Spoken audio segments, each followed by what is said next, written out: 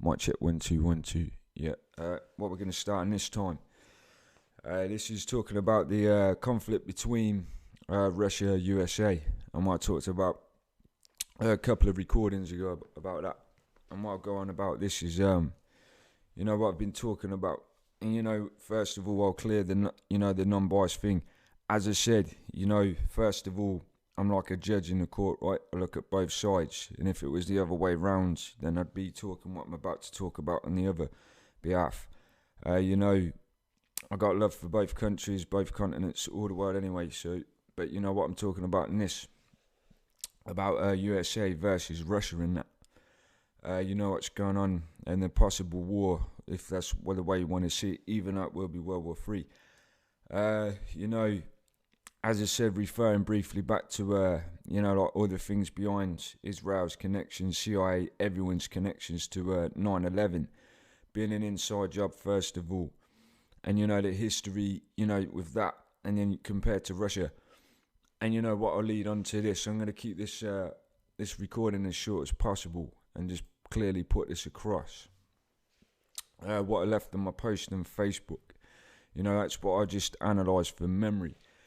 And this is to do with the Rothschilds and like the central banks and stuff in the world, and the history with why Russia has always been a target since I think it was the Cold War, and mainly, and after that, and all the conflicts that have had, because something I remembered to do with the Rothschilds. I think it was Stalin. This is what a memory what sprang up when I. Just from coincidence, to do with Stalin. Basically, what I put on the video is basically he, at the time, I think that was Second World War. My history is not too good. It was something to do around that time. And basically, the Rothschilds were having problems with Russia, and Stalin trying to basically put a Federal Reserve, whatever you want to call it, central bank into Russia, into Russia's economy. And a lot of things, a conflict rose from that. And I know there's a central bank there now, but at the time, that was this is where we clear Russia's name first of all, and where all this stuff started, because Russia were basically, and Stalin, he was fighting against the Rothschilds, putting a central bank in Russia, and that caused a lot of conflict. Based on, central banks and that, and, America being the first place, think of the two biggest countries or continents in the world, and, USA, Russia, you think of those. And, when you think about population and money control, if you put a private bank in a highly populated country, Russia or America, two big countries, obviously the more people, more taxes, more money. And that there's a reason why, Russia, was a target for the first time, when Stalin was refusing, to let the Rothschilds put there. That's what I just put for starters on that. This is from history as well. And you can look at it yourself. As I said, this was a memory that sprung just from seeing something, what led me onto this. What I put on this post, leading on, I'll just follow through of what I've been talking about anyway. I'm going to keep this recording as short as possible anyway, but what I talk on this as well, basically it was around, as I said, it's not official document, but I have a few on Google, but what I saw backdated to 2012, maybe 2008, can't remember, is, President Putin, he was basically saying at the time about, having the Rothschilds, who were known as the, richest family, the elites, Illuminati, arrested and, arrested and charged for their crimes and stuff like that. And what led from that, and this is more from official stories, is, not long after, basically, like the West, the Americans and that, they've been trying to overthrow Putin and that, basically overthrow Russia and control that. And, their connections, what I've talked about, Israel, Rothschilds and that, you start seeing the patterns start to work on that. And, also, what came from memory as well, President Putin back in probably 2007 is somewhere around that. You know, some kind of conference which I put on the video as well, where he was basically speaking out about the New World Order and the plan for this global agenda at some conference in Russia. You know, as soon as that man, you know, did that, I guarantee, you know, because, you know, as I said, Rothschilds, you've never heard of them if you've ever watched the mainstream media anywhere, unless you've done research. And when, you know, this man says, look, there's a New World Order plan of a global agenda of Rothschilds and all these people who are planning to do it. You know, these elitists, the Rothschilds, richest family shadow government. You know, when they hear him say that, they're obviously going to have a problem.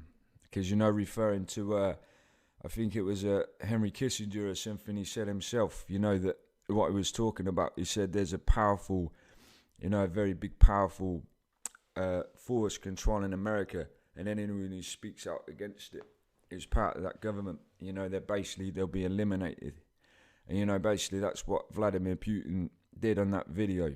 You know, he spoke out against it, you know, in front of Russia, I know, but it's been put across YouTube. And, you know, as soon as he mentions them, you know, he becomes an enemy when you think about it. Because, you know, he's mentioned that they run the world.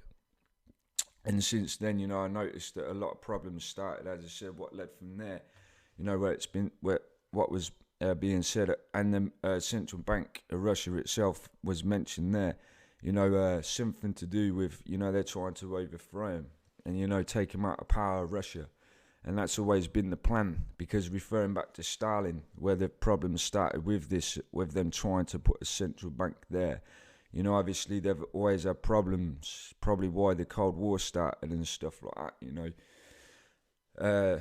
You know, and that was near enough for World War. That was going to be nuclear weapons and stuff. So that would have been, you know, what's going to happen again. Because, you know, that's what I can see this World War III being. It's just like the Cold War style thing again, you know. But this time it will be weapons of mass destruction and that being used. It won't be stopped.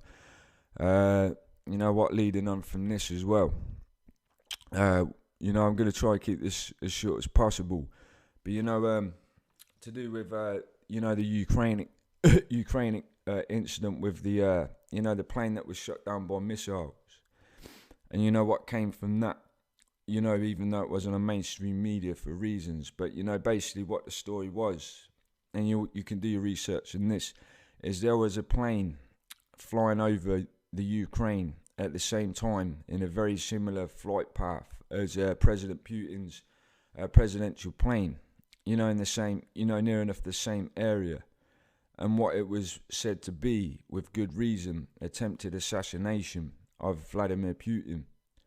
You know, you got to ask yourself why, you know, put these things together, why are they so eager to take this man out? Because to me that says they found, you know, a way to take him out as soon as he left the, you know, Russian airspace and that, and, you know, basically it was a failed attempted assassination. And when you're hearing, you know, that basically they've been trying to overthrow him in the first place, and, you know, that they seem to be having difficulty, which will lead on to why. There's a lot of things to that when you think about it. You know, when they have to assassinate someone. You know, referring back to, you know, that Henry Kissinger quote where it says about the powerful people. Well, you know, Vladimir Putin isn't like, first of all, he's living in a, you know, probably the US's most powerful, you know, like the US's most powerful opposition, you know, like military style, you know, why there's going to be a war, because they're not, first of all, and it's not like, you know, like a congressman or whatever, or ex-spook or whatever, or said to, you know, like Secret Service as a president, so it's not going to be easy for them to take out. So yeah, it makes you wonder why, you know, coincidentally, his plane was flying in this, you know, the same area, you know, when this plane got shot down over the Ukraine and stuff, because, you know, it tells me a lot when you connect the dots and that. I'm just following on from, you know, this is going to be as short as possible, and I'll leave everything on here, what I've been talking about. But, you know, if you when you're listening to this and you can't, you know, connect the dots already from what I'm saying, then I don't know what I can, what I can put across to you. I'm just going through with what else I've got. Just hold on with me here. Right, it's going to be as short as possible. So,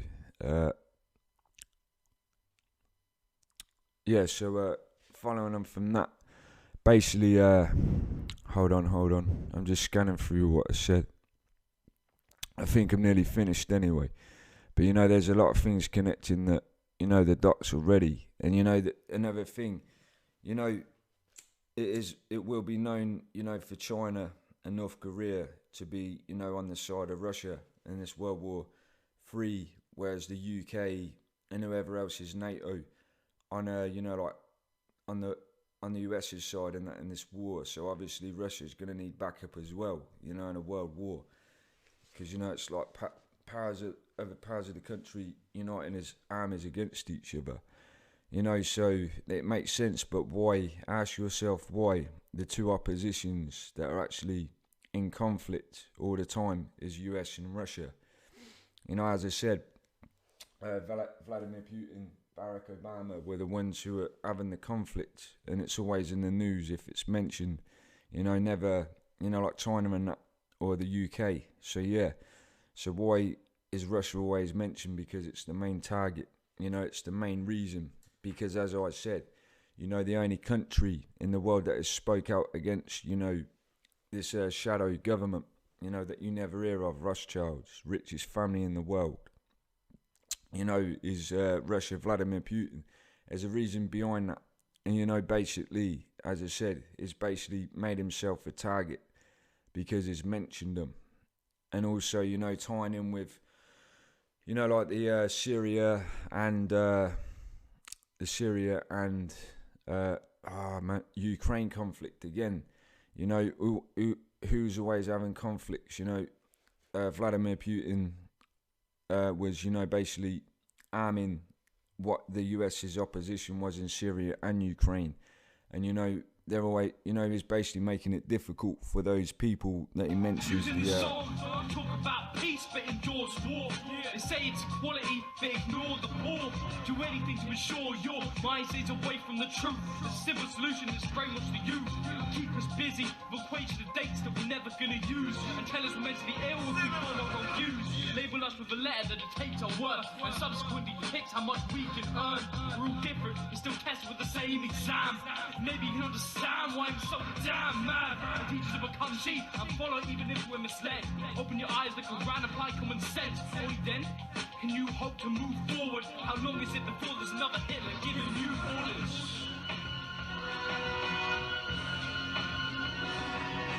Stuck in our ways, reluctant to change, nothing to gain if we function the same. Border is stuck in our ways, reluctant to change, there's nothing to gain if we function the same. Border is stuck in our ways, reluctant to change, there's nothing to gain if we function the same. Border is stuck in our ways, reluctant to change, there's nothing to gain if we function the same. Border apocalypse. I want you to get back. I don't want you to protest. I don't want you to riot. I don't want you to write to your congressman because I wouldn't know what to tell you to write. I don't know what to do about the depression and the inflation and the Russians and the crying in the street. All I know is that first, you've got to get back. You've got to say, I'm a human being. God damn it. My life has value. World apocalypse, I'm gaining confidence. It's marvelous. We connect across continents with no consequence. Dominance with no armistice. Should I run through overtime like Israelis with Palestine? They should resign, but I just corrupted. They get it. Found what peace and love is. And now I'm tired of no movement. Humans are gruesome like mutant. Israelis gathering terror, gunfire and gods for amusement. What commas coming? You rude bitch. I'm shouting because I just want to prove you. Refugees, we're riding and we don't really care, man. To be honest, this shit isn't really fair, man. I just wanna lock myself in the land, man, and shout loud enough to break the air, man. The fuck am I saying? There was never peace, only closed-minded people blaming terrorism on the Middle East. We got poor living in the streets, and we got greedy ass people having feast. No matter how much aggression I let out, the fame will only be spreading in the sellouts. Fuck the greedy, chemical weapons, giving children leukemia. And there's no cure for cancer. Nah, that's nigga, that's just the media. Innocence are getting killed and no one gives a damn. The ignorance are taking business on the fingernails.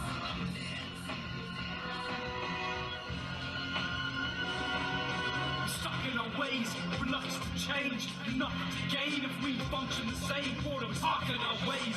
Reluctance to change. There's nothing to gain if we function the same. Boredom stuck in our ways. Reluctance to change. There's nothing to gain if we function the same. Boredom stuck in our ways. Reluctance to change. There's nothing to gain if we function the same. If you want to talk about Illuminati, if you want to talk about secret societies, you don't have to go into the elitist and that Rothschild. And, you know, he just pisses him off more to the point that they try to take him out.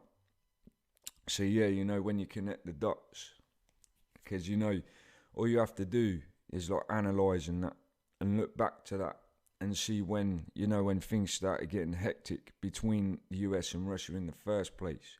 And it was when he mentioned, you know, the Rothschilds and stuff like that, you know, talked about the New World Order. That was around 2007, the videos were uploaded.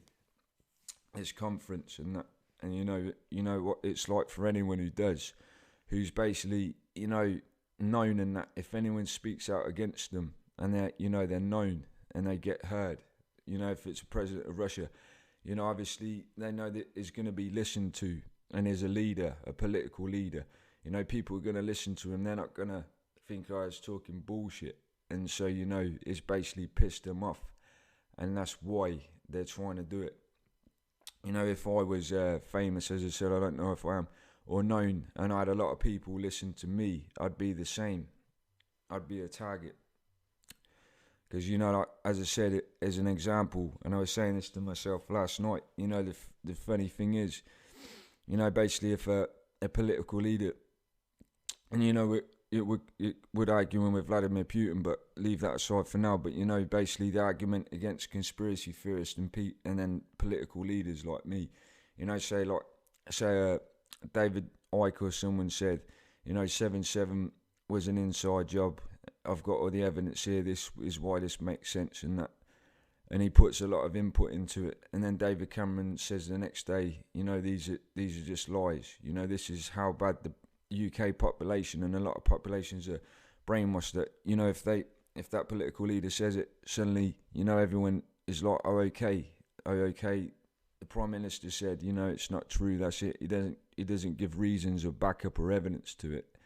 You know, they ignore David Icke or someone who puts all that evidence together, you know, and explains it, but they rather listen to the person who just says it's not true.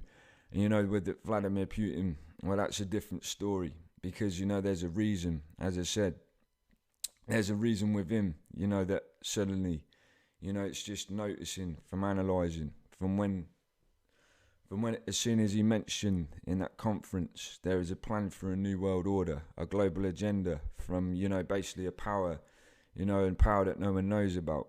And then suddenly Russia started, you know, getting targeted to the point that there's basically NATO forces and that, you know, already on their borders waiting to attack.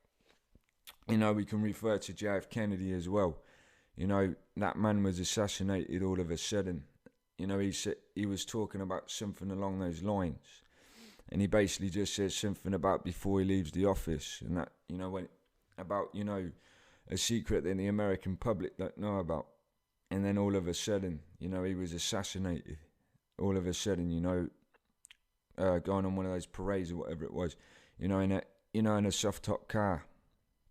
And there was a lot of sketchy stuff behind that as well, what was covered up. And as I said, referring back to him, basically what his plan was, which is basically what Vladimir Putin, and back to Stalin backdates, you know, about central banks' money, you know, trying to take out those people who, you know, basically trying to take away the people who are in those central banks, anyone, mainly any leader, political leader, Abraham Lincoln, JF Kennedy, who both, you know, tried to remove these privately owned central banks. You know, they ended up being assassinated, who had the same agenda to basically remove that. So you've got to ask yourself why anyone who basically, you know, tries to remove, you know, central owned banks, especially in the biggest countries in the world, what make the most money, which are privately owned, or get killed, or suddenly go, you know, they end up assassinated. There's a reason behind that.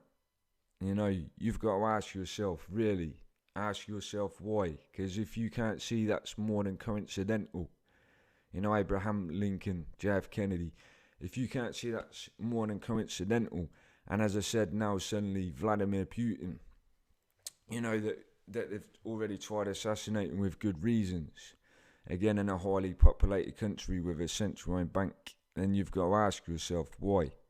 Because as I said, you know, as is said, research, you know, these central owned banks, you know, like in America, it says they're government owned, and you know, you do your research and that, and you know, they say that they're owned, you know, by they're not owned by the government, they're privately owned. So what does that tell you?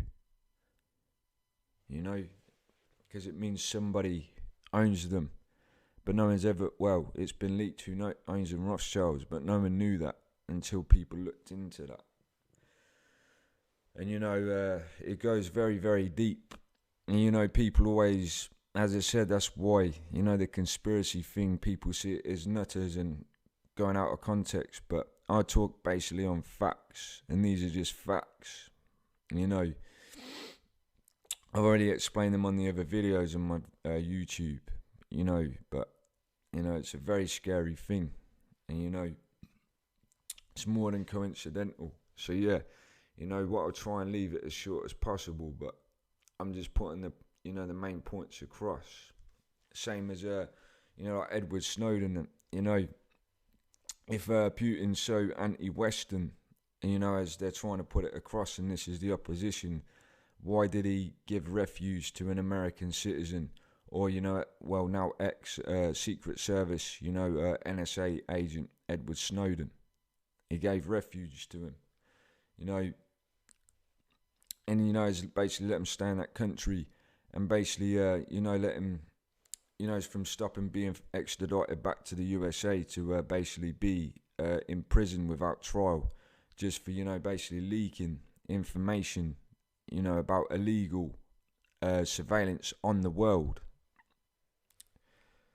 So, you know, as I said, non-biased view, but it's like a judge, you know, and when I connect the dots to, you know, what the history behind, you know, 9/11, and a lot of things, you know, you look into the Boston bombing and that, there's this, you know, there's a lot beyond that, and, you know, you look at, well, Russia's recent history, if you put aside the Soviet Union and all that stuff, you know,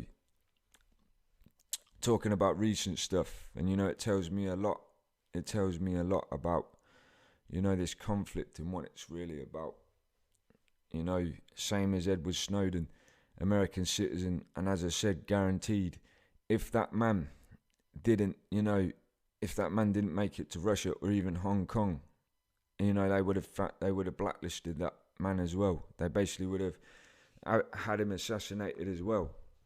Because leading on to that global surveillance program, you know, from the NSA, it's called global, keyword global. And, you know, it's called global surveillance. So you got to think of global surveillance. And that tells you a lot, you know, that they're spying on the world. You know, spying on the world. As I said, you know, they illegally spied on China, which they didn't have permission. So that was hacking already, hacking into China's system. And, you know, when you think about China themselves, you know, who are going to be part of, you know, this World War III against the Western UK and that, it tells you a lot on that as well. And you got to think to yourself, you know, what's going on with that. You know, there's a lot of things going on, and it's very serious, and people are just, you know, sitting there blind, and things are going to get real serious soon. Just trying to look into anything, you know, what I've missed out. I think I've covered it all. But yeah, you know, the global surveillance program, that really says a lot, as I said. And, you know, when I connect the dots to basically what's already global surveillance anyway, as I said, you know, Variant Systems Israel, you know, they're basically in charge of the CCTV of 50 countries across the world, including, you know, one nation being the United Kingdom. As I said, their connections to 7/7 and the USA, but, you know, that's 50 countries. and that's near enough global surveillance anyway. But yeah, and their connections to 9/11 and that and all that stuff. And as I said, you know, and then their connections with CIA, NSA, and that. So you can see where the network leads. It's just how my mind works, you know, the skills I've got. It just connects dots and builds up a network and puts things together as I think. So yeah, you know, if you can't connect the dots from that and what's really going on, the bigger picture, you know, that's hidden from your eyes, then I really don't have any help for you. You know, global surveillance. Why are they spying on everyone in the first place? Ask yourself that. Why are they spying on everyone? There's a reason to it. So yeah, you know, briefly put, as I said, you know, and what I'll leave is a brief summary at the end of this recording. You know, I'll keep it as short and sweet as possible. And then I'll add the video of Vladimir Putin and what he was saying at this conference about this New World Order thing. But basically put, you know, starting from the beginning, you know, referring to Stalin, and, you know, basically where what is known as the Rothschilds had trouble with him because, you know, he was refusing and fighting over them actually putting a central bank in Russia in the first place. And then fast forward into basically where Vladimir Putin talked about, you know, calling out for arrest of the Rothschilds. And then after that, or before, around that time, he did a conference in front of Russia and that, you know, talking out about this New World Order and agenda. Moving on to, you know, the recent things with Ukraine and Syria, where basically he was being a pain in the ass, you know, near enough to the point for the West and that in Israel, because he was basically arming the opposition or sticking up for their, you know, they were trying to arm. And then, you know, the thing to do with Ukraine, as I said, attempted assassination of Vladimir Putin over Ukraine, where basically, you know, they mistook a commercial plane for his presidential plane, as I said, because it was in the same flight area. And, you know, basically it tells me a lot. And, you know, as I said, they're trying to overthrow him as well, the West and that. And, you know, they're basically trying to overtake Russia and make it US controlled in the first place. And, you know, when you tie it together, that basically, as I said, powerful country, powerful leader of Russia, not going to be easy to overthrow. So their only solution to take him out and overthrow Russia is, you know, to go to war, which is why this war is starting and about to start, you know, and why it's going to be so big. Because first of all, we spoke out against them. And now they know, and they've already known for years that, you know, Russia obviously is one of those countries that refuses to let them take control. Therefore, an enemy, you know, that's for starters. So, you know, there's a lot of things beyond that. And if you can't connect the dots and start seeing, you know, the obviousness of, you know, these Rothschilds and their, you know, their involvement, you know, behind the scenes of the world, you know, then I don't have any help for you. Because, you know, simply put, you know, and I need to get this put into people's heads so people wake up. I don't mean to put it across as offensive, but people are so close-minded. But, you know, there's a reason, you know, why this has all started all of a sudden. And, you know, why it's such a big reason. Because, as I said, the first person and, you know, a leader of a powerful country actually speaks about them, you know, in front of the world and exposes them. And then all of a sudden after that, you know, Russia is getting targeted for lots of things. And, you know, that the people that he talked about, Rothschild's New World Order, they make it obvious, they make themselves stand out more so obvious from the lies that they don't even have anything to do with the control of the world by doing that. You know, just by connecting the dots from when he mentioned them. You know, they just put themselves out in the light, to me anyway. And, you know, they've made themselves stand out like a sore thumb to me and basically admitted that, you know, they are in charge. And as I said, do your research. I've actually left it on one of my videos. They are the richest family in the world. You know, the last backdated thing, they were 500 trillion in that family. And, you know, that was years ago. And, you know, that was probably before the Afghan thing where oil and opium and anywhere else, you know, Africa and that diamond trade has been invaded. They've got more money than you think now. And, you know, there's a reason. You know, ask yourself how they're the richest family in the world in the first place. They obviously got that money. And that's why I connect the dots back to, you know, the Civil War, America, first central bank appeared there. Everywhere else where these wars have started since then, the Battle of Waterloo, Napoleon, France, everywhere, you know, central banks have landed. England as well. You know, this family have suddenly got richer. And, you know, they've even made quotes back in the past. Nathan Rothschild was one of them. Another one, you know, they actually formally said, you know, whoever controls the money supply, you know, those quotes, they both said near enough, subtly saying we control those countries wherever money, we own banks. And that it makes it so obvious from the past of what they said. You know, these are ancestors and their connection with Israel, as I said, you know, I'm just connecting dots and summarising this. You know, that in Israel, that they have streets and that, you know, named after the Rothschilds' ancestors, you know, and the connection with Israel. You know, it's just my mind networking everything together, connecting dots. You know, it doesn't make it any more obvious, you know, about the whole thing and what it's about. And if you can't wake up to that and you stay asleep, then, you know, after this World War III and that, you know, everyone's going to be caught with their pants down and you're going to get bit at the arse and it'll be too late for you.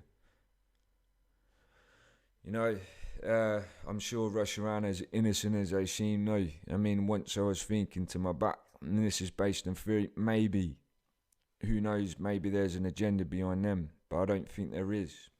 Because, you know, what my mind argues against that is, as I said with Russia, you know, what I've been talking about before, you know, that basically what I talked is like an example.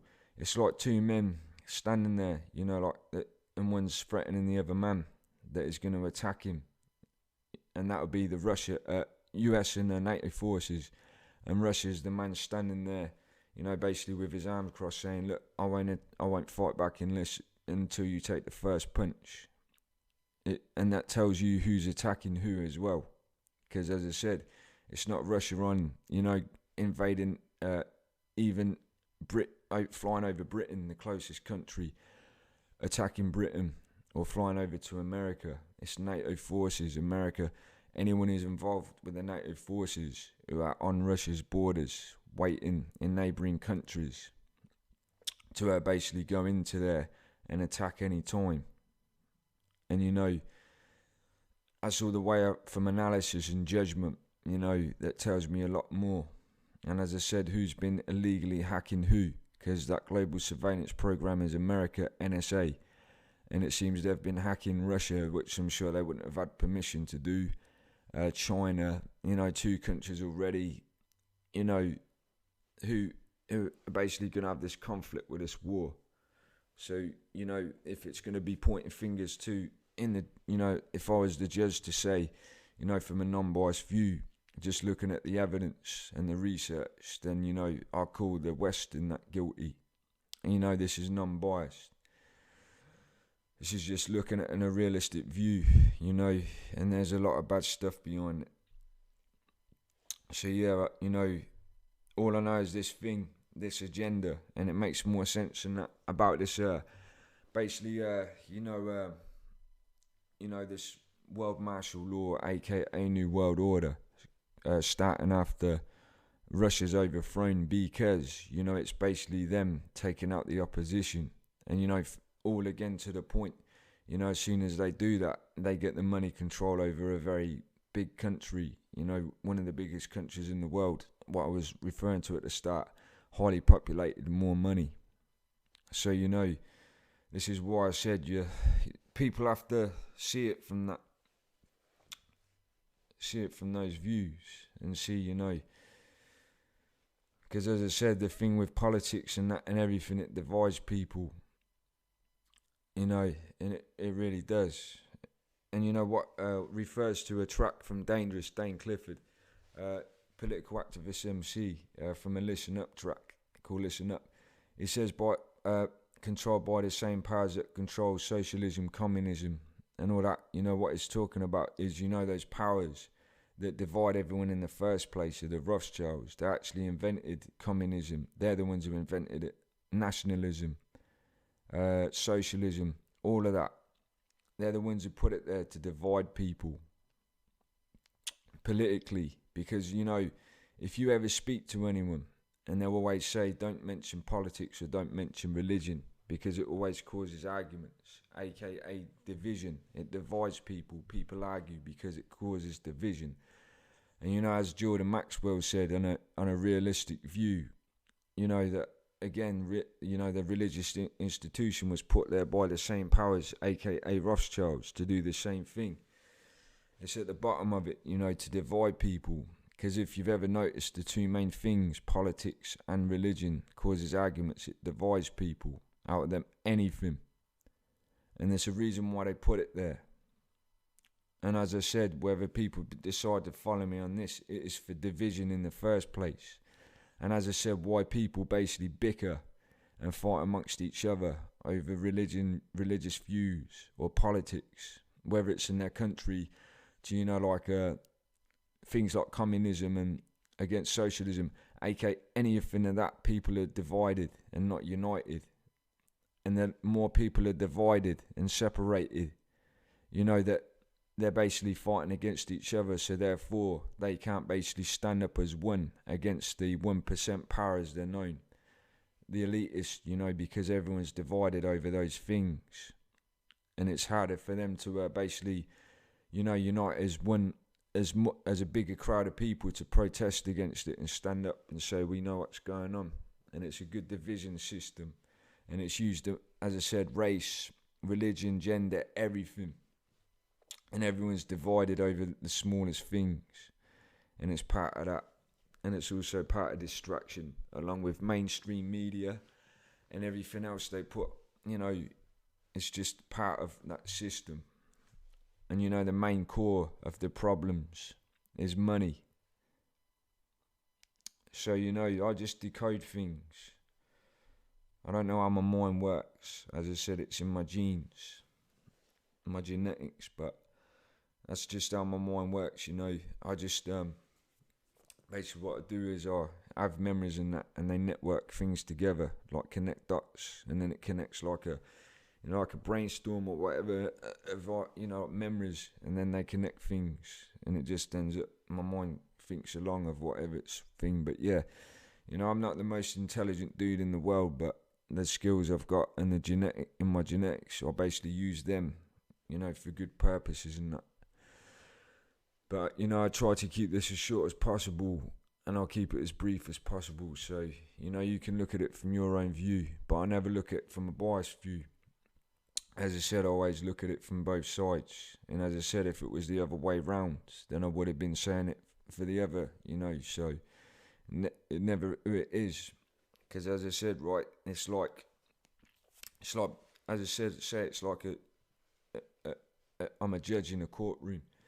And you know that basically one side is, you know, basically what, you know, one person is saying this and that, you know, like their story is, whatever this story is, like a murder or some stuff. And you know, they're saying, oh, this happened. And then on the other side say that's the conspiracy theorist side, and they've got evidence and lots of things that, you know, contradict what the other person, you know, that we're trying to find out who guilty is and who's not. It's saying, you know, you have to look at the evidence, and you have to look at who has more evidence and what makes more sense to find out who's guilty or not. And that's why, you know, every time I look through it, you know, I make sure. This is why, you know, and as I said, referring back again on a recap to the 9/11 thing, and what I said about that, you know, years ago I was biased towards the media. You know, when it came to that, as I said, my ex, and that, you know, when it came to conspiracy videos, I was like, nah, that's a load of crap and that. And I was closed-minded, but, you know, when I looked at the other side, the conspiracy, as I said, which had loads of stuff that outweighed what the official story said and contradicted it. You know, I chose that path to follow on from there, and basically I went deeper down the rabbit hole. And the more I did, you know, the more I discovered of all those lies from 9/11, 7/7, all of those.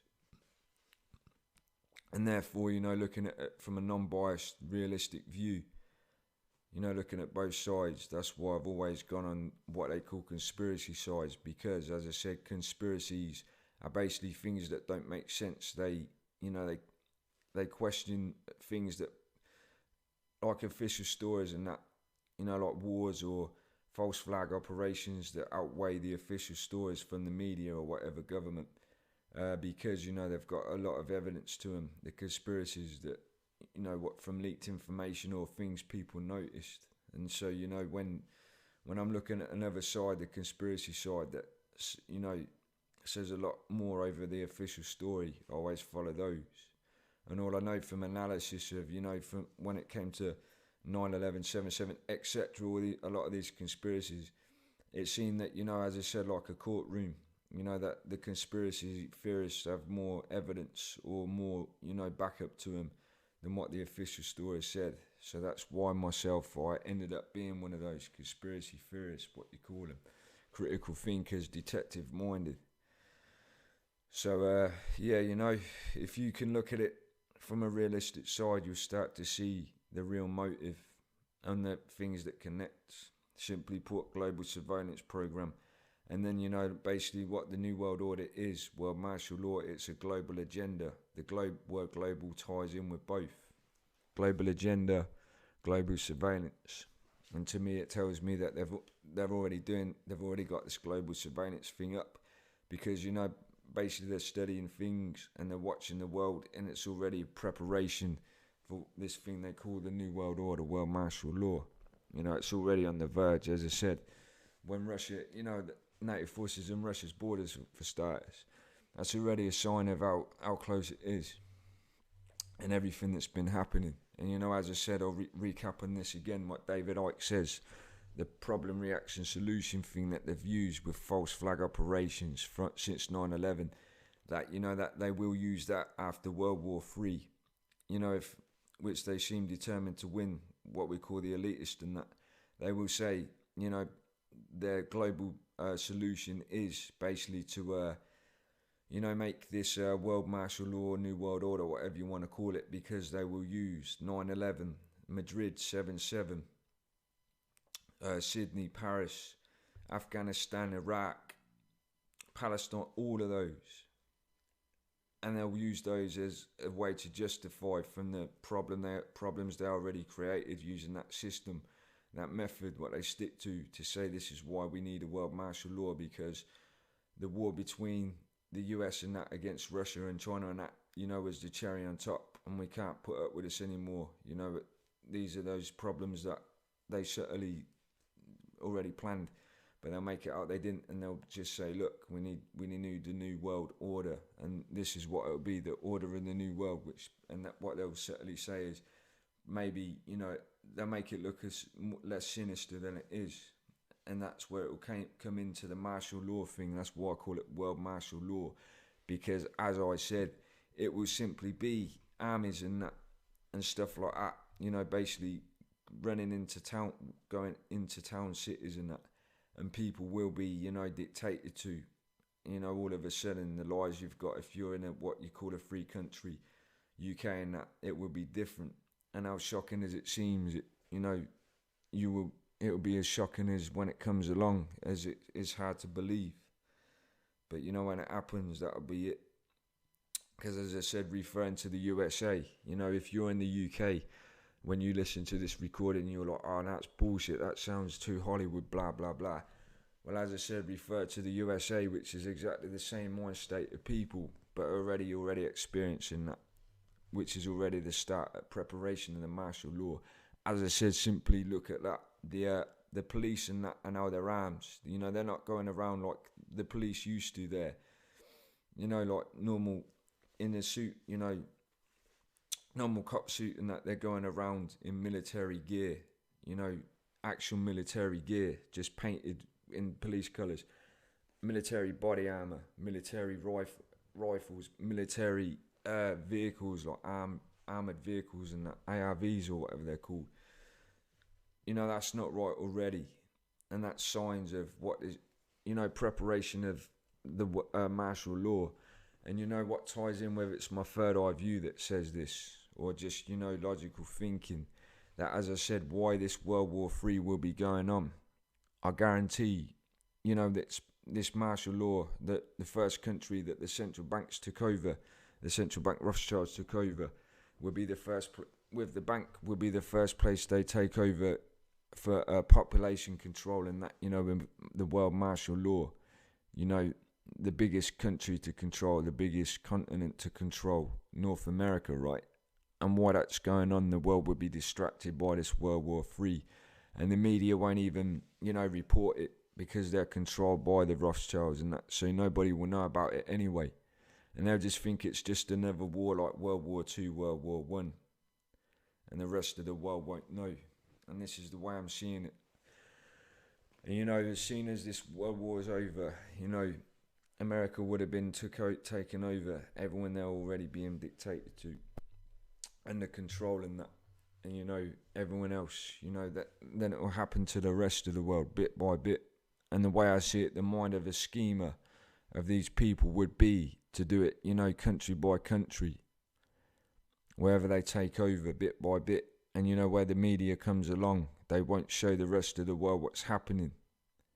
Because, you know, if they knew, as soon as they knew any population of the country saw what was going on, referring back to why they keep them asleep with the TV brainwashing machine, you know, they would do what they would do. They would rebel, stand up, you know, and they'd stand up for their rights, and it'd make it harder for them. And this is why I see their scheme in mind as to do what they're doing, and why they use the brainwashing machine, the TV, to keep everyone asleep for the first place, as I said, lined on that.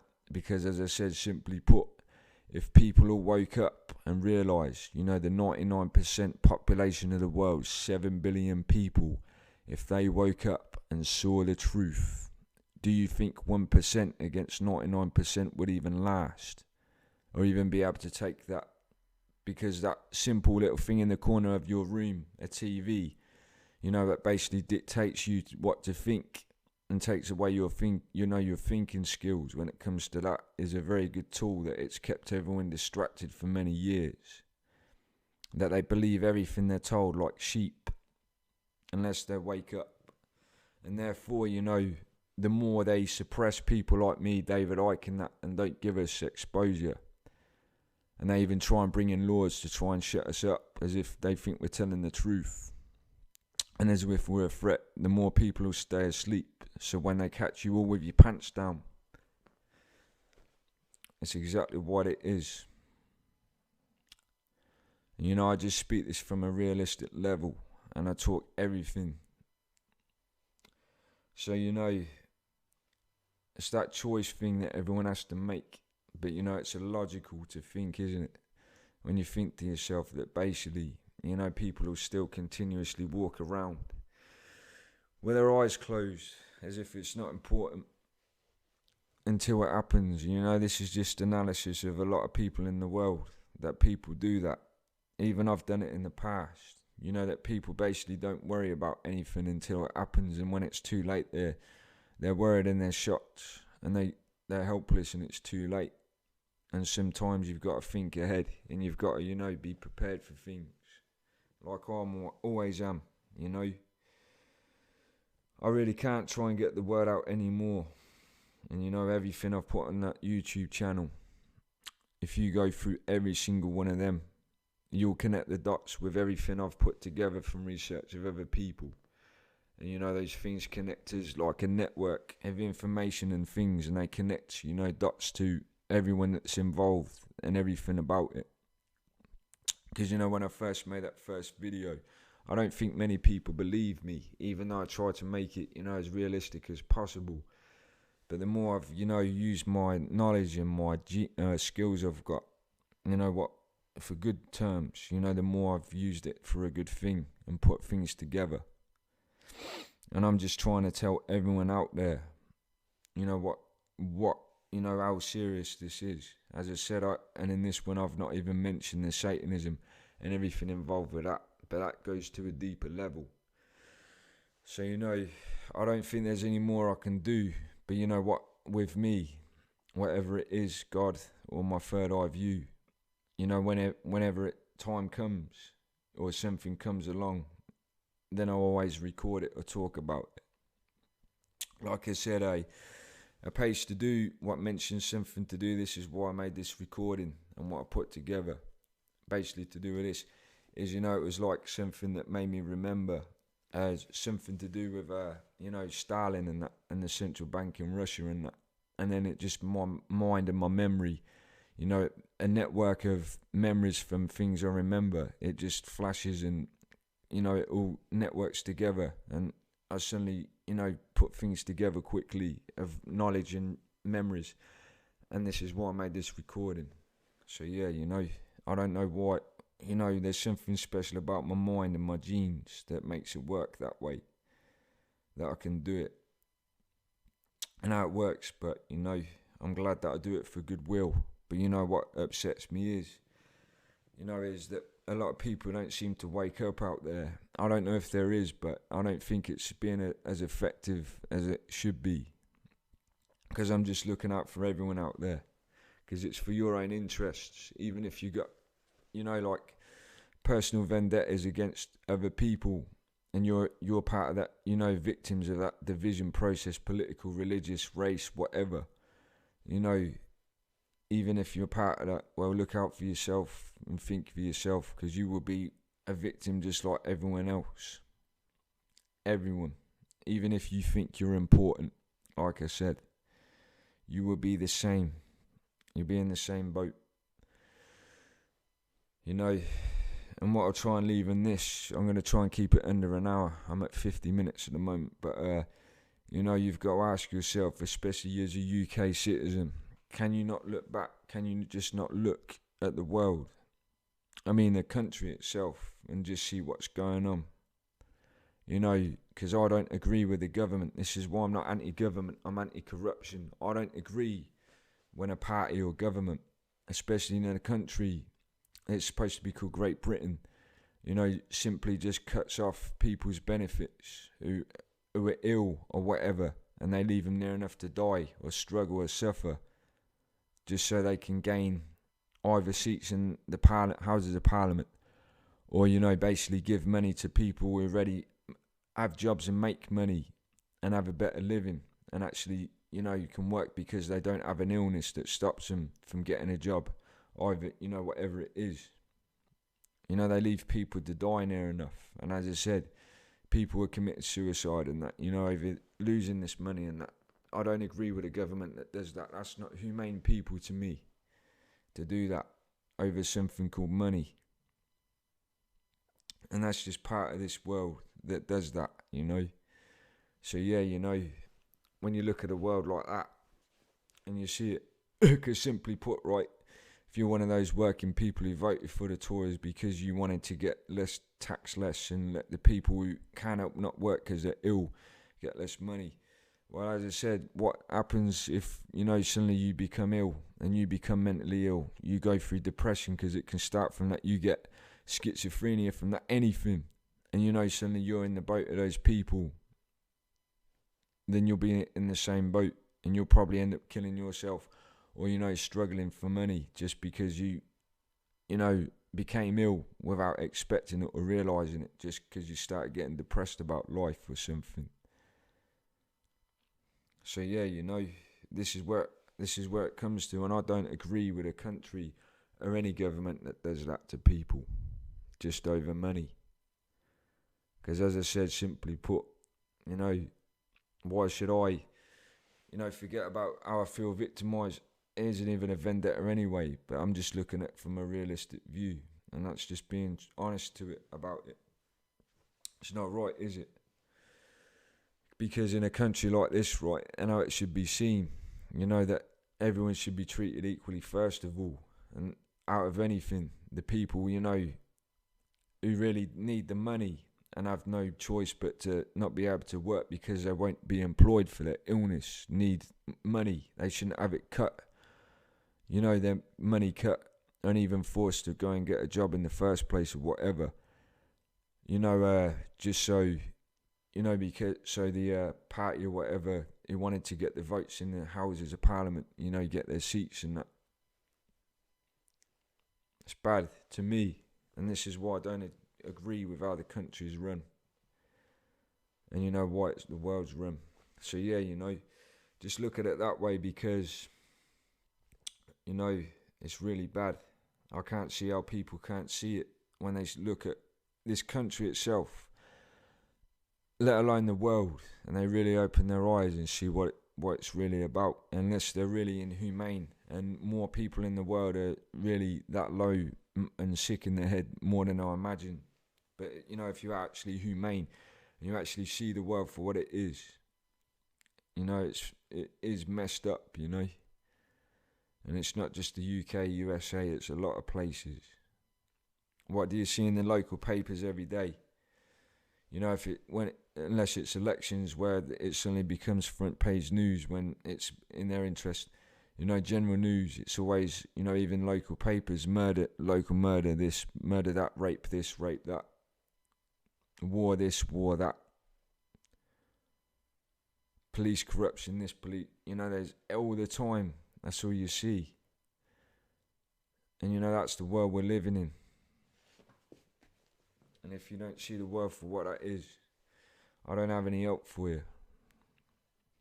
But yeah, you know, I've tried to keep that as simple as possible.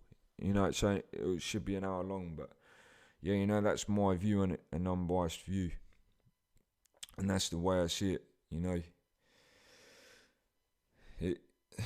Or, you know, simply put, you know, I try not to go on, but I'll try and leave this as short as possible is, you know, especially since 9/11, you know, you've seen it, and this is where my path started. And when I started realising my ability in that, which I never was told I had until I unlocked it more and more, you know, basically I've connected those dots through research, through everything, and put those videos together myself, you know, using my mind thinking system, you know, like Secret Service style thought system, whatever it is.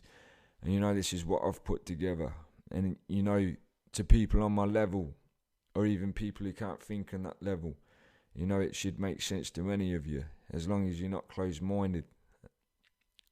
And you know, you just listen to what I've got to tell you. Because you know, I've put together videos with actual forensic evidence and that, but I've even put in things, you know, from research that I've added.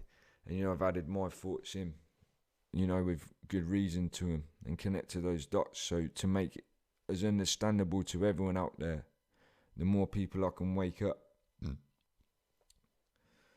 Because that's why I said, you know, and what I'll say again, however it could work or not, but you know, like conspiracy theorists, like people like that, me, anyone out there who's basically, you know, like conspiracy theorist, anti-corruption, and you know, fighting for, you know, people's rights. The way I see it, that people should basically work together on those things more than, you know, how they do. Because, you know, the more we get the word out about this, you know, the better, the more the world will wake up. Because, you know, as I said, I've learnt a lot from David Icke and that, Vinnie Paz, Dangerous, you know, artist to a conspiracy theorist who narrate things. You know, from people who make the videos like the 9/11s, you know, basically that's what I've learnt the stuff through them. And then I've learnt what I've learnt through them and put it in my own, you know, my own words and that, with their research and that. And, you know, the more people that wake up, this is why. And as I said in the last video, I've got about 5 minutes left. I'll try and keep this an hour long, but, you know, as I said in the last video, the only thing I gain from this propaganda, as the government are calling it, what they gain from it is money. And what I gain from it is, you know, waking people up and making people realise, you know, that it's not such a nice fairy tale lands that people believe it, or world as they believe it. And it's very serious. You know, this is very, very serious stuff. And to the people who are so selfish out there, well, you know, as with selfish people, when it happens to you, then it bothers you. And well, if you're selfish, well, listen to this, because when this thing called the world martial law happens, then you won't be sitting there thinking, oh, it isn't me, so I don't have to worry. You will be in the same boat as everyone else. And then it will suddenly matter. And that's why I want to wake up everyone out there, no matter their views, opposing views and that, and whatever they have. Because the more people that wake up, you know, the more people will know, and people can protest against it. And you know what I'll leave this out with is, you know, I don't know if it's down to the truth, but as I said, referring to Edward Snowden and to Vladimir Putin, and you know, when he mentioned the 9/11 footage, which seems to come from Edward Snowden, whatever he took from the hard drives of NSA, basically what made Obama go quiet when Vladimir Putin mentioned that. You know, if the man's got that evidence, you know, and that satellite footage from probably an American Secret Service satellite, you know, he should release that, because I guarantee that will be enough evidence to wake up all those skeptics out there who still can't believe, even from forensic evidence, to say it was an inside job. That would prevent a war, I reckon. I really do think it would, because all the big population of skeptics out there to see official footage, and which would be from a you know, like a American satellite itself, to prove that it came from the source of the people who did it, to prove that it was the Bush administration, you know, that did it in the first place, to connect everything that came from that would prevent a war, because people will wake up and they'd see anyway. They'll wake up the you know, the people who really need the proof to see it, just believe it. Because you couldn't have any more proof, could you, when you think about it? Because these satellite images, what the American government would have recorded, you know, it'll be imprinted, and it'll have the encryptions and that from that satellite and stuff and that system to say it belongs to them in the first place. And you know, that they actually recorded it for what purposes, I don't know, but I guarantee they recorded it deliberately when they did it, obviously to keep it hidden. But you know, it's leaked from Edward Snowden, luckily, and you know, that would stop, that really would stop everything from happening in the first place. A very devastating thing, because what you've got to realise is, you know, in regards to people who have families and that, who are soldiers and that, you know, these people are going to be the people who, you know, that actually are the keys to this war in the first place, you know, and they're the people who will go out and die for it, over what this agenda is really about. And that's just not Western, like American, UK, and that's also Russian, Chinese troops, everyone, you know. And we're talking about weapons of mass destruction being involved, fired at, you know, civilians and countries. You know, these things are very, very devastating. You know, to prevent all that, first of all, I reckon, you know, the first stage of it would be to leak the this footage what Edward Snowden took from NSA's system, to prove to the world, leak to the world, you know, that it was an inside job from the American government. And then what would lead from that is any of the soldiers, even on those, you know, on the Western side and that, who are still skeptical about it, would see as well themselves, and they'd stand down as well. And that process would start to making it stop. And then the world would wake up, the world's population of skeptics, and they'd see the truth. Because, you know, when they find out, you know, that 9/11 was an inside job with this proof, you know, they'd know that the conspiracies about 7/7, ISIS, Israel, Mossad, Sydney, Paris, Madrid, and all of those false flag operations would have been inside jobs as well. And everything that conspiracy theorists were talking about was true, and the Rothschilds exist and everything.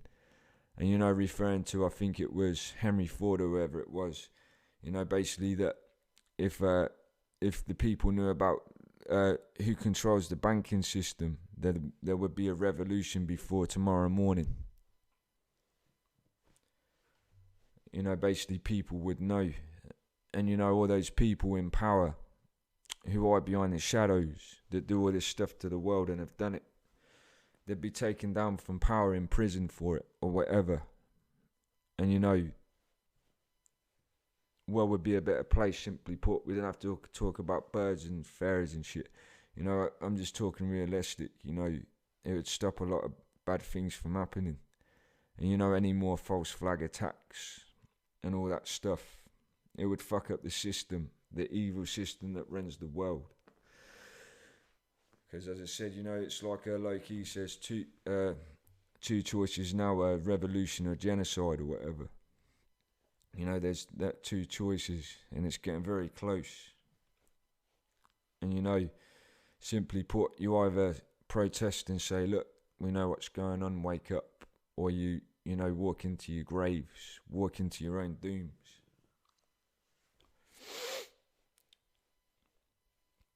But yeah, that's what I simply put across. I don't know what's going on and why Vladimir Putin isn't, you know, even going to release this. I don't know why. As I said, I can't read the man's mind. I'm sure he's got something part of that. But yeah, you know what tells me that he has it, first of all, that, you know, he has this footage, is the connection with Edward Snowden. Because Edward Snowden, you know, he took a lot of stuff, as I said, thousands of documents from the NSA system and went on the run with them. And as I said, simply put, thousands of documents won't even be part, you know, they'll be that global surveillance program thing, what he leaked, will be probably about 10% or less of the information he's got from NSA, the main core of America's system, of anything, you know, that's illegal that they've done. So I guarantee that this satellite footage he found when he took that off the system is basically what he's got as well. Because as I said, there's a reason why President Barack Obama suddenly went quiet when he was having conflicts, bickering, basically simply put, with President Vladimir Putin. You know, he suddenly started being really kind to him. And this is when Edward Snowden had been given refuge in Russia. Because if Obama knew it wasn't true and he wasn't told what was taken from NSA systems, he would have just, when he heard Vladimir Putin say that, you know, he wouldn't have backed down. He wouldn't have changed his tone. He would have just carried on. There's a reason why he did, because I guarantee that the head of NSA or whatever, you know, he told him that what, you know, that he has, that's what Edward Snowden took with him. And this is why it makes more sense why Edward Snowden, you know, is such a target, that they're so desperate to ruin the man if they can't extradite him or assassinate him, because he has taken very, very important information from the NSA system, you know, and, you know, the key one being the 9/11 satellite footage. You can see why he's such a big enemy of the US government, because, you know, he basically went rogue, and that is why they're trying to ruin his reputation. Why they've brought in a law to threaten US citizens not to fund the charity, whatever he's got. You know, if they do, they'll imprison them. Why they're trying to extradite him from Russia. You know, everything. You know, it makes a lot of sense to me. So yeah, I guarantee that Vladimir Putin and the Russian government have possession of this footage of, you know, basically satellite imagery of a US satellite showing, you know, proof that it was an inside job. Who knows what else? You never know, do you? Because, you know, when I think about it, if Edward Snowden, you know, because as I said, the NSA, you've got, NSA is the main core of, you know, like a US intelligence government. It's over CIA, Central Intelligence Agency. You know, it's the main core. And that's the reason why he got hold of this footage of, you know, the 9/11 satellite imagery. So who knows what else he's got. He could even have, you know, phone communication, you know, communication between officials of the US government, even Bush himself, who knows. And anyone else who actually spoke about, you know, the plans for this 9/11 thing, and whoever else they spoke to. Maybe Netanyahu and that of Prime Minister of Israel. You never know, do you? Because when I think about it even more now, connecting the dots in my mind, this is what it does. There's a reason they're so desperate as well, not only to do with this thing with taking out Vladimir Putin and that, and, you know, it going to war with Russia. You know, Edward Snowden must have very, very important information for them to actually be that desperate. Because, you know, the way I see it, you know, Vladimir Putin is basically carrying what you would be calling a, you know, like a VIP witness to a court case, right? That could basically, you know, like see it as a organised criminal organisation, like underground, where they're near enough far anyway, the Rothschilds, but see it as just a general one. And it's like, you know, police have got a man in protection with, you know, like a very harsh evidence against a mafia group movement or something. And, you know, they're doing whatever they can, you know, to basically take out this witness and that before he goes to court. And that's an example of Edward Snowden and Vladimir Putin and Russia and that. This is based in theory, but I'm just connecting the dots and it makes sense to me. Because it must be so important, you know, that they want to go this far with it in the first place. There's a reason to it. So, you know, there's a lot of things to it. And I've tried to keep this as short as possible with it over an hour. But if you can't see that now and you can't, you know, connect the dots and that, I don't have any hope for anyone out there. You know, it's getting close. It's getting close. So, yeah, you make your choices. And when you make your choice, you know, make sure you make it. Because, you know, it's not hard to do. And like I said before, out of humiliation, well, as I said, I've pointed out the more obvious about, you know, what's going on. But, you know, when there's people that probably feel humiliated if they went out on the streets and protested in marches, because if it ended up not being true, they'd feel like a fool. You know, what I put across is that, well, you know, if you go out with all those other people, they'll be in the same boat as you. So it's not as if you'll be standing alone humiliated, because everyone else can say, well, we feel humiliated as well, if you do. It's not hard, you know, it's not hard to go on a march or something in the street and just say, look, we know what's going on, we're aware, we know what's going on. And we're not happy with it or whatever, you know, we have rights and that. Or, as I said, if you want to take it to the other choice, what I'll put it across as is when this right of democracy comes in, when they say, whenever it comes to it, which I believe it might be part of, hopefully, for you to have the chance of this, if they ever say, you know, we want to go to war with Russia, China, North Korea, you know that you have the right to say, we're not happy, because, you know, people like me and David Icke and that have been warning you about what the outcome will be. You have the right to simply say, nah, we're not happy with that, you know, we don't want this, our rights is to say no as the British public, American public. And, you know, it'll be as simple as that. And hopefully that will stop it in the first place. I don't know, though, as I said, because they're really desperate to take out Russia and that, you know, not only to do with the central bank, but as I said, Edward Snowden, everything, you know. So, I don't know, but people have got to stand up and wake up, because when it happens, simply put, you know, you have a choice. And if you don't, I guarantee things will change for everyone out there. In the world, for everyone, it will be so damn fucked up. Worse than you can imagine. So, you know, I'll leave it on that. And you can make your decision, you know. You're like the jury, right? Judge and jury, when you're a listener to this. And I'm the man just giving the information from a non-biased view. So, yeah, if you wake up, then I'll be glad. If you stay asleep, well, I try to help you, so signing up. Peace. I know you're out there. I can feel you now. I know that you're afraid. You're afraid of us. You're afraid of change. I don't know the future. I didn't come here to tell you how this is going to end. I came here to tell you how it's going to begin. I'm going to hang up this phone, and then I'm going to show these people what you don't want them to see. I'm going to show them a world without you. A world without rules and controls, without borders or boundaries.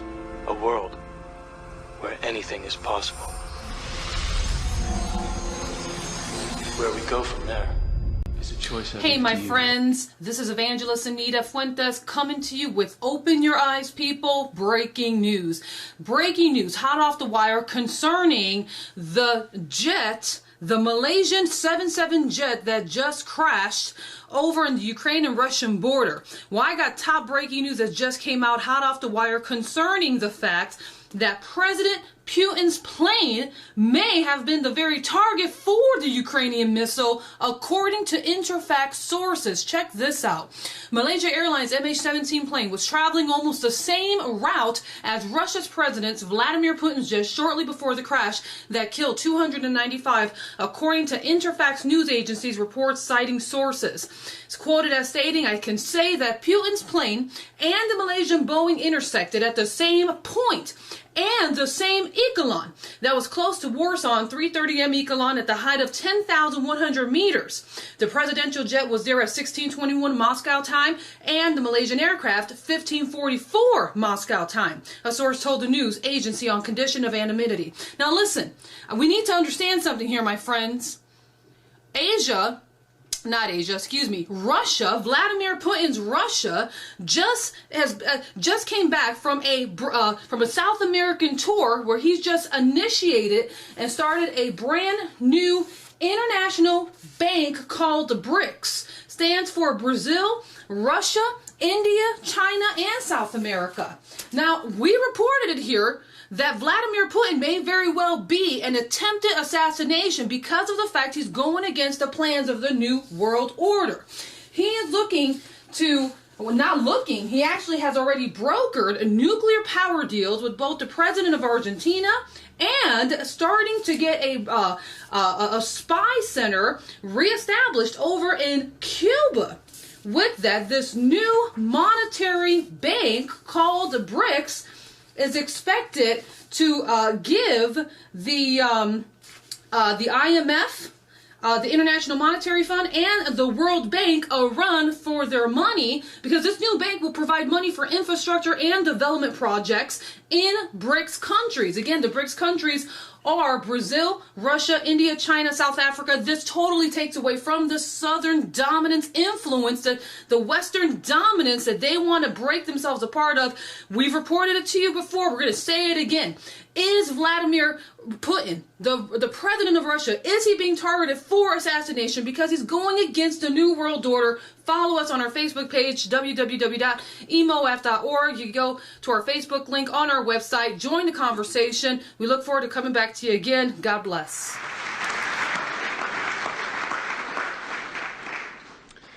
Спасибо большое, уважаемая госпожа федеральный канцлер, господин Тельчик, дамы и господа. Весьма признателен за приглашение на столь представительную конференцию, собравшую политиков, военных, предпринимателей, экспертов из более чем 40 стран мира. Формат конференции дает мне возможность избежать излишнего политеса и необходимости говорить округлыми, приятными, но пустыми дипломатическими штампами. Формат конференции позволяет сказать то, что я действительно думаю о проблемах международной безопасности. И если мои рассуждения покажутся нашим коллегам излишне полемически заостренными, либо неточными, я прошу на меня не сердиться. Это ведь только конференция. И надеюсь, что после 2-3 минут моего выступления господин Тельчик не включит там красный свет.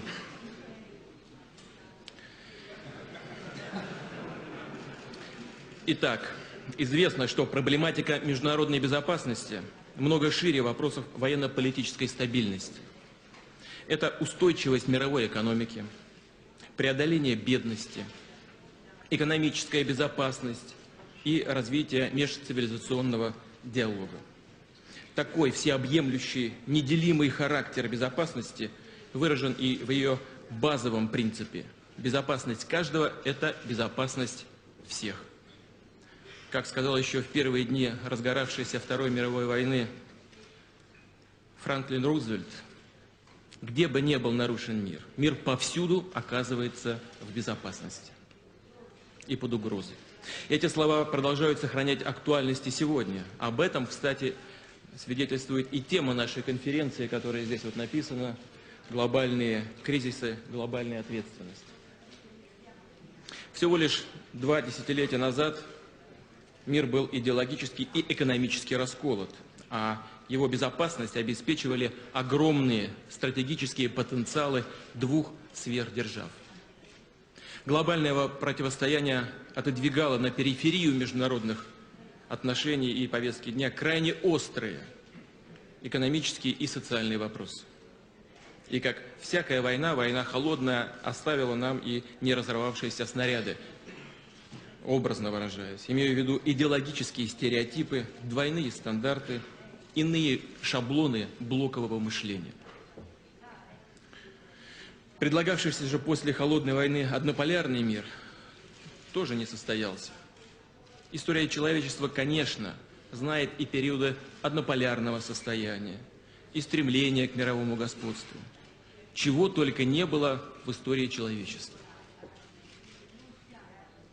Однако, что же такое однополярный мир? Как бы ни украшали этот термин, он в конечном итоге означает на практике только одно. Это один центр власти, один центр силы, один центр принятия решения. Это мир одного хозяина, одного суверена. И это в конечном итоге губительно не только для всех, кто находится в рамках этой системы, но и для самого суверена, потому что разрушает его изнутри. И это ничего общего не имеет, конечно, с демократией, потому что демократия – это, как известно, власть большинства при учете интересов и мнений меньшинства. Кстати говоря, Россию нас постоянно учат демократии, но те, кто нас учат, сами почему-то учиться не очень хотят. Считаю, что для современного мира однополярная модель не только неприемлема, но и вообще невозможна. И не только потому, что при единоличном лидерстве в современном, именно в современном мире не будет хватать ни военно-политических, ни экономических ресурсов. Но, что еще важнее, сама модель является неработающей, так как в ее основе нет и не может быть морально-нравственной базы современной цивилизации. Вместе с тем, все, что происходит сегодня в мире, и сейчас мы только вот начали дискутировать об этом, это следствие попыток внедрения именно этой концепции в мировые дела, концепции однополярного мира. А какой результат? Односторонние, нелегитимные часто действия не решили ни одной проблемы. Более того, они стали генератором новых человеческих трагедий и очагов напряженности. Судите сами. Войн, локальных и региональных конфликтов меньше не стало. Господин Тельчик вот об этом очень мягко упомянул. И людей в этих конфликтах гибнет не меньше, а даже больше, чем раньше. Значительно больше. Значительно больше. Сегодня мы наблюдаем почти ничем не сдерживаемое, гипертрофированное применение силы в международных делах, военной силы. Силы, ввергающие мир в пучину следующих один за другим конфликтов. В результате не хватает сил на комплексное решение ни одного из них. Становится невозможным и их политическое решение. Мы видим все большее пренебрежение основополагающими принципами международного права. Больше того, отдельные нормы, да по сути чуть ли не вся система права одного государства, прежде всего, конечно, Соединенных Штатов, перешагнула свои национальные границы и, по сути, во всех сферах, и в экономике, и в политике, и в гуманитарной сфере навязывается другим государствам. Ну, кому это понравится? Кому это понравится? В международных делах все чаще встречается стремление решить тот или иной вопрос, исходя из так называемой политической целесообразности, основанной на текущей политической конъюнктуре. И это, конечно, крайне опасно. И ведет к тому, что никто уже не чувствует себя в безопасности. Я хочу это подчеркнуть. Никто не чувствует себя в безопасности. Потому что никто не может спрятаться за международным правом, как за каменной стеной. Такая политика является, конечно, катализатором гонки вооружений. Доминирование фактора силы неизбежно подпитывает тягу ряда стран к обладанию оружием массового уничтожения.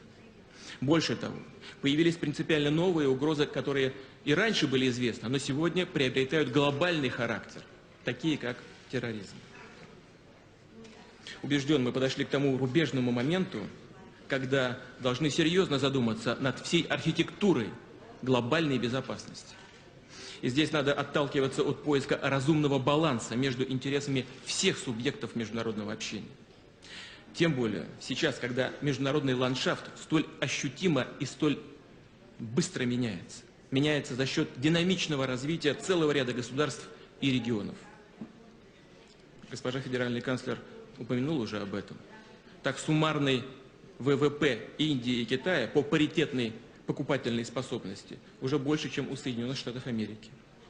А рассчитанный по тому же принципу ВВП государств группы БРИК, Бразилия, Россия, Индия, Китай, превосходит совокупный ВВП Евросоюза. И по оценкам экспертов, в обозримой исторической перспективе этот разрыв будет только возрастать. Не стоит сомневаться, что экономический потенциал новых центров мирового роста будет неизбежно конвертироваться в политическое влияние и укреплять будет многополярность. В этой связи серьезно возрастает роль многосторонней дипломатии. Открытость, транспарентность и предсказуемость политики безальтернативны. А применение силы должно быть действительно исключительной мерой. Так же, как и применение смертной казни в правовых системах некоторых государств. Сегодня же мы, наоборот, наблюдаем ситуацию, когда страны, в которых применение смертной казни запрещено даже в отношении убийц и других преступников, опасных преступников. Несмотря на это, такие страны легко идут на участие в военных операциях, которые трудно назвать легитимными. А ведь в этих конфликтах гибнут люди, сотни, тысячи мирных людей. Но в то же время возникает вопрос, разве мы должны безучастно и безвольно взирать на различные внутренние конфликты в отдельных странах, на действия авторитарных режимов, тиранов, на распространение оружия массового уничтожения? Именно, по сути, это и лежало в основе вопроса, который был задан федеральному канцлеру нашим уважаемым коллегой господином Либерманом.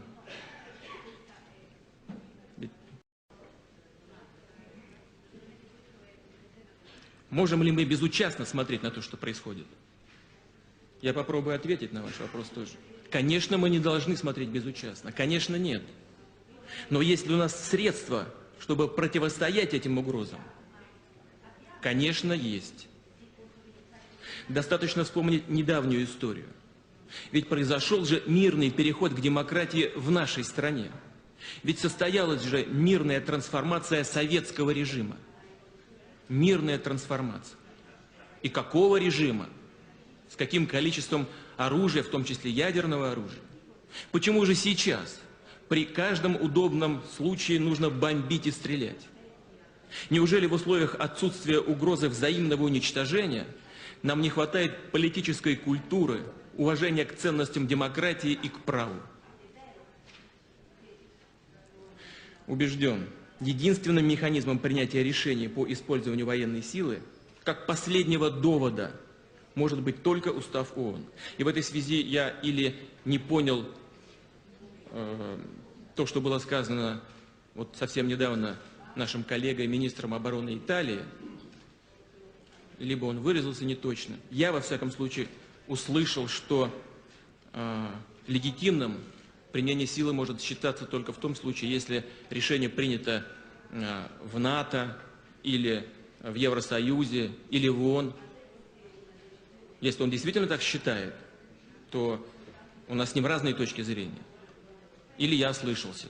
Легитимным можно считать применение силы только если решение принято на основе и в рамках ООН. И не надо подменять Организацию Объединенных Наций ни НАТО, ни Евросоюзом. И когда ООН будет реально объединять силы международного сообщества, которое действительно может реагировать на события в отдельных странах, когда мы избавимся от пренебрежения международным правом, то ситуация может измениться. В противном случае ситуация будет заходить лишь в тупик и умножать количество тяжелых ошибок. При этом, конечно, нужно добиваться того, чтобы международное право имело универсальный характер и в понимании, и в применении норм. И нельзя забывать, что демократический образ действий в политике обязательно предполагает дискуссию и кропотливую выработку решений. Уважаемые дамы и господа, потенциальная опасность дестабилизации международных отношений связана и с очевидным застоем в области разоружения. Россия выступает за возобновление диалога по этому важнейшему вопросу. Важно сохранить устойчивость международно-правовой разоруженческой базы. При этом обеспечить преемственность процесса сокращения ядерных вооружений. Мы договорились с Соединенными Штатами Америки о сокращении наших ядерных потенциалов на стратегических носителях до 1700-2200 ядерных боезарядов к 31 декабря 2012 года. Россия намерена строго выполнять взятые на себя обязательства. Надеемся, что и наши партнеры будут действовать так же транспарентно и не будут откладывать на всякий случай, на черный день, лишнюю пару сотен ядерных боезарядов. И если сегодня новый министр обороны Соединенных Штатов здесь нам объявит, что Соединенные Штаты не будут прятать эти заряды и лишние ни на складах, ни под подушкой, ни под одеялом, я предлагаю всем встать и стоя это поприветствовать. Это было бы очень важным заявлением.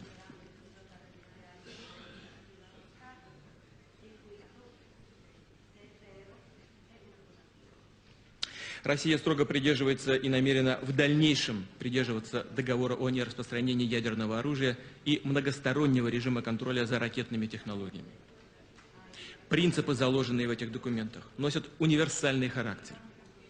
В этой связи хотел бы вспомнить, что в 80-е годы СССР и Соединенные Штаты подписали договор о ликвидации целого класса ракет средней и малой дальности. Но универсального характера этому документу придано не было.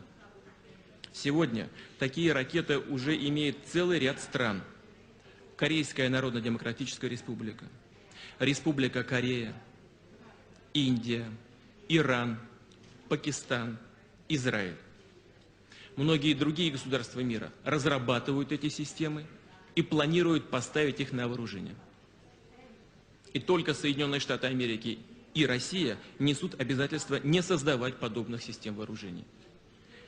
Ясно, что в этих условиях мы вынуждены задуматься об обеспечении своей собственной безопасности.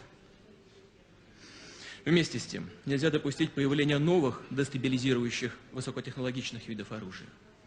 Я уже не говорю о мерах по предупреждению новых сфер конфронтации, особенно в космосе. «Звездные войны», как известно, уже не фантастика, а реальность. Еще в середине 80-х годов наши американские партнеры на практике провели перехват собственного спутника. Милитаризация космоса, по мнению России, может спровоцировать непредсказуемые для мирового сообщества последствия. Не меньшие, чем начало ядерной эры. И мы не раз выступали с инициативами, направленными на недопущение оружия в космос. Сегодня хотел бы проинформировать вас о том, что нами подготовлен проект договора о предотвращении размещения оружия в космическом пространстве.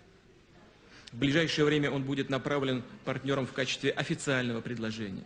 Давайте работать над этим вместе. Нас также не могут не тревожить планы по развертыванию элементов системы противоракетной обороны в Европе. Кому нужен очередной виток неизбежной в этом случае гонки вооружений? Глубоко сомневаюсь, что самим европейцам. Ракетного оружия, реально угрожающего Европе, с дальностью действия порядка 5-8 тысяч километров, нет ни у одной так называемой из проблемных стран. И в обозримом будущем, в обозримой перспективе и не появится, не предвидится даже. Да и гипотетический пуск, например, северокорейской ракеты по территории США через Западную Европу, это явно противоречит законам баллистики. Как говорят у нас в России, это все равно, что правой рукой дотягиваться до левого уха. И находясь здесь, в Германии, не могу упомянуть не упомянуть и о кризисном состоянии договора об обычных вооруженных силах в Европе. Адаптированный договор об обычных вооруженных силах в Европе был подписан в 1999 году. Он учитывал новую геополитическую реальность – ликвидацию Варшавского блока. С тех пор прошло 7 лет, и только 4 государства ратифицировали этот документ, включая Российскую Федерацию. Страны НАТО открыто заявили, что не ратифицируют договор, включая положение о фланговых ограничениях, о размещении на флангах определенного количества вооруженных сил, до тех пор, пока Россия не выведет свои базы из Грузии и Молдавии. Из Грузии наши войска выводятся, причем даже в ускоренном порядке. Эти проблемы мы с нашими грузинскими коллегами решили, и это всем известно. В Молдавии остается группировка в 1500 военнослужащих, которые выполняют миротворческие функции и охраняют склады с боеприпасами, оставшиеся со времен СССР. И мы с господином Соланой обсуждаем постоянно этот вопрос. Он знает нашу позицию. Мы готовы и дальше работать по этому направлению. Но что же происходит в это же самое время? А в это самое время в Болгарии и Румынии появляются так называемые легкие американские передовые базы по 5000 штыков в каждой. Получается, что НАТО выдвигает свои передовые силы к нашим государственным границам. А мы, строго выполняя договор, никак не реагируем на эти действия. Думаю, очевидно, процесс натовского расширения не имеет никакого отношения к модернизации самого Альянса или к обеспечению безопасности в Европе. Наоборот, это серьезно провоцирующий фактор, снижающий уровень взаимного доверия. И у нас есть справедливое право откровенно спросить, против кого это расширение. И что стало с теми заверениями, которые давались западными партнерами после распуска Варшавского договора? Где теперь эти заявления? О них даже никто не помнит. Но я позволю себе напомнить в этой аудитории. Хотел бы привести цитату из выступления генерального секретаря НАТО, господина Вернера, в Брюсселе 17 мая 1990 года. Он тогда сказал: «Сам факт, что мы готовы не размещать войска НАТО за пределами территории ФРГ, дает Советскому Союзу твердые гарантии безопасности». Где эти гарантии? Камни и бетонные блоки Берлинской стены давно разошлись на сувениры. Но нельзя забывать, что ее падение стало возможным в том числе и благодаря историческому выбору, в том числе нашего народа, народа России. Выбору в пользу демократии и свободы, открытости и искреннего партнерства со всеми членами большой европейской семьи. Сейчас же нам пытаются навязать уже новые разделительные линии, стены, пусть виртуальные, но все-таки разделяющие, разрезающие наш общий континент. Неужели вновь потребуются долгие годы и десятилетия, смена нескольких поколений политиков, чтобы разобрать и демонтировать эти новые стены? Уважаемые дамы и господа, мы однозначно выступаем и за укрепление режима нераспространения.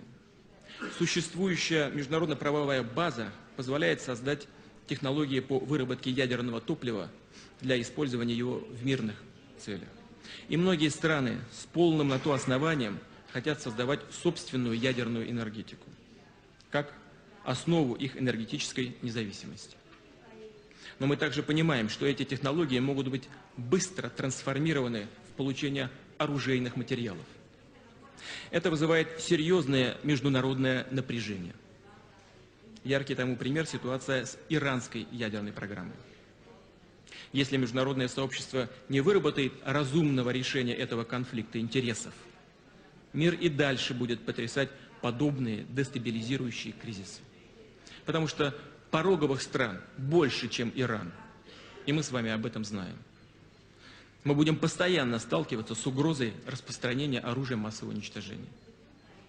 В прошлом году Россия выступила с инициативой создания многонациональных центров по обогащению урана.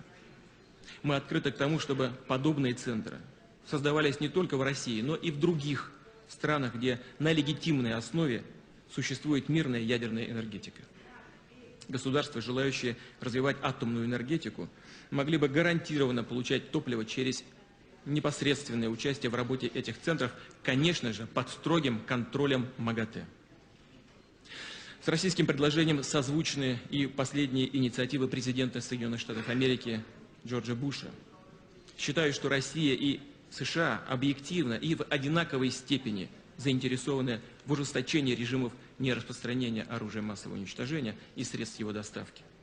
Именно наши страны, являющиеся лидерами по ядерному и ракетному потенциалу, должны стать и лидерами в разработке новых, более жестких мер в сфере нераспространения. Россия готова к такой работе, мы ведем консультации с нашими американскими друзьями. В целом речь должна идти о создании целой системы политических рычагов и экономических стимулов. Стимулов, при которых государства были бы заинтересованы не создавать собственные мощности ядерного топливного цикла, но имели бы возможность развивать атомную энергетику, укрепляя свой энергетический потенциал. В этой связи подробнее остановлюсь на международном энергетическом сотрудничестве. Госпожа федеральный канцлер тоже об этом коротко, но упомянула, затронула эту тему. В энергетической сфере Россия ориентируется на создание единых для всех рыночных принципов и прозрачных условий. Очевидно, что цена на энергоносители должна определяться рынком, а не являться предметом политических спекуляций, экономического давления или шантажа. Мы открыты для сотрудничества. Зарубежные компании участвуют в наших крупнейших энергетических проектах. По различным оценкам, до 26% добычи нефти в России, вот вдумайтесь в эту цифру, пожалуйста, до 26% добычи нефти в России приходится на иностранный капитал. Попробуйте привести мне пример подобного широкого присутствия российского бизнеса в ключевых отраслях экономики западных государств. Нет таких примеров. Таких примеров нет. Напомню также о соотношении инвестиций, поступающих в Россию и идущих из России в другие страны мира. Соотношение примерно 15:1.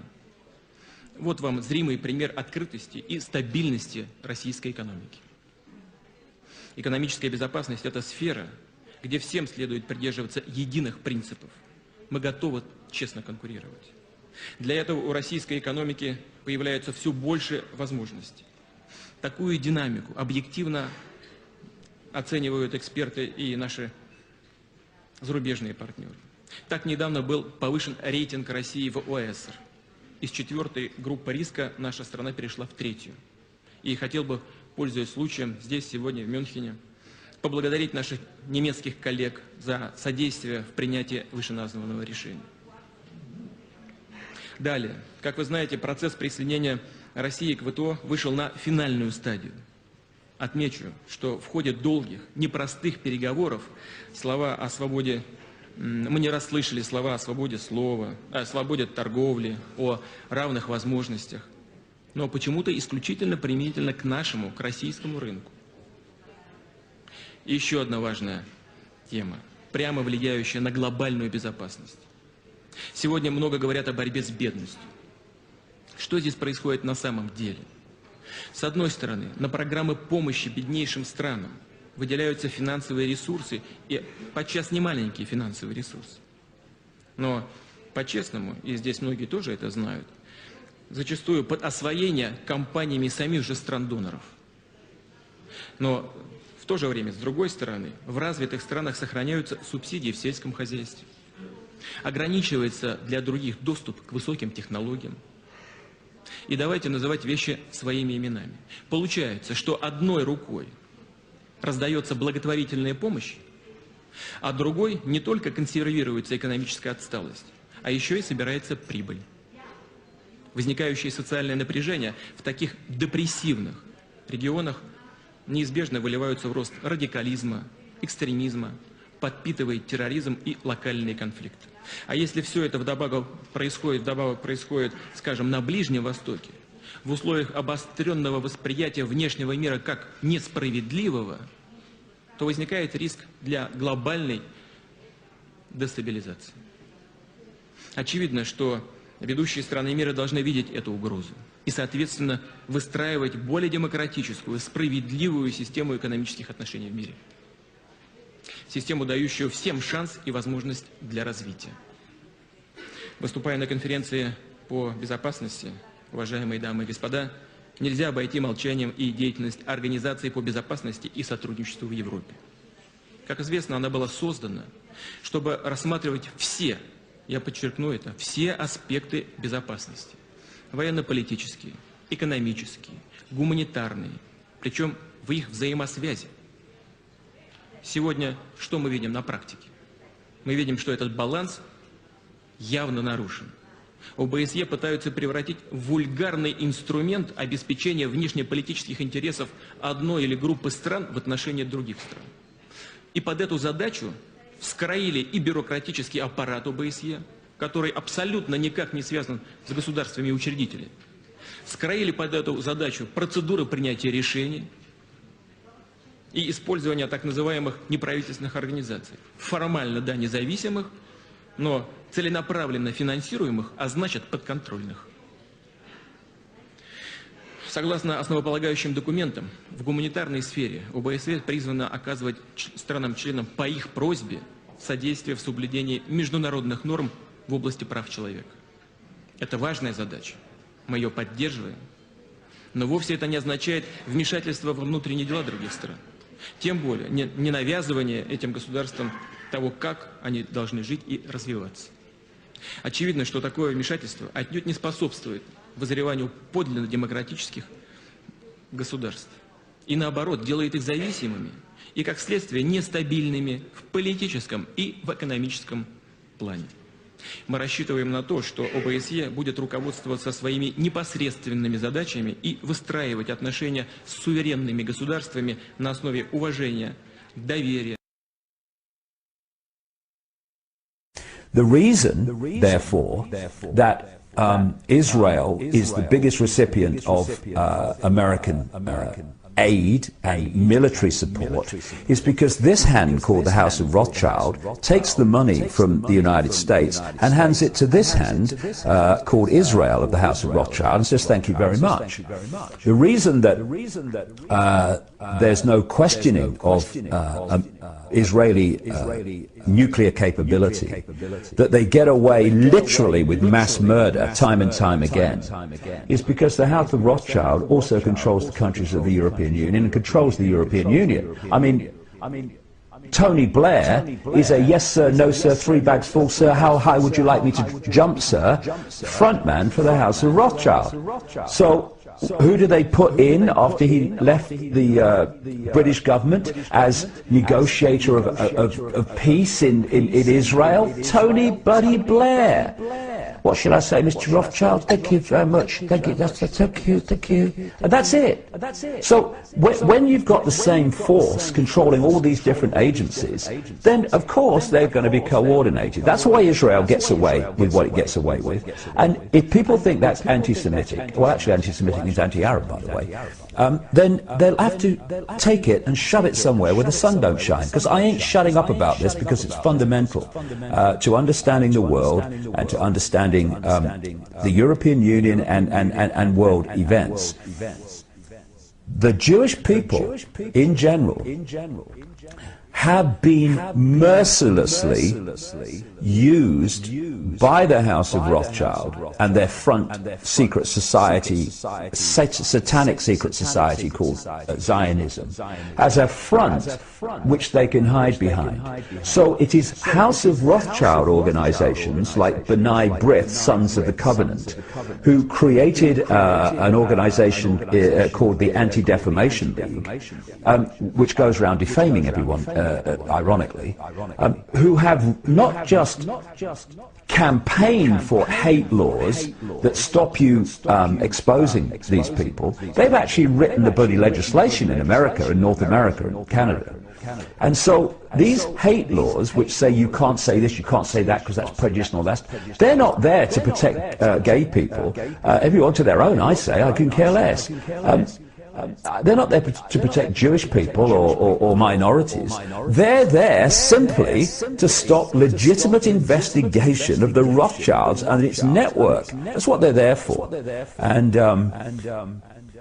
they are in so many ways the Rothschilds. At operational level, the center of the spider's web. And they need to be exposed, because if they get exposed and they go, when I say go, they are removed from their positions of power.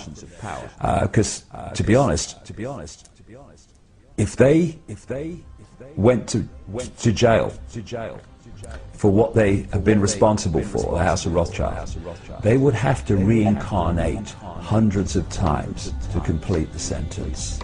And we've ignored them, or we've not ignored them. People have ignored their power for long enough because they've brilliantly hidden it.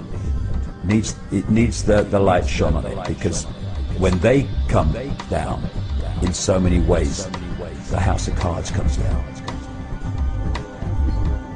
Thank you very much.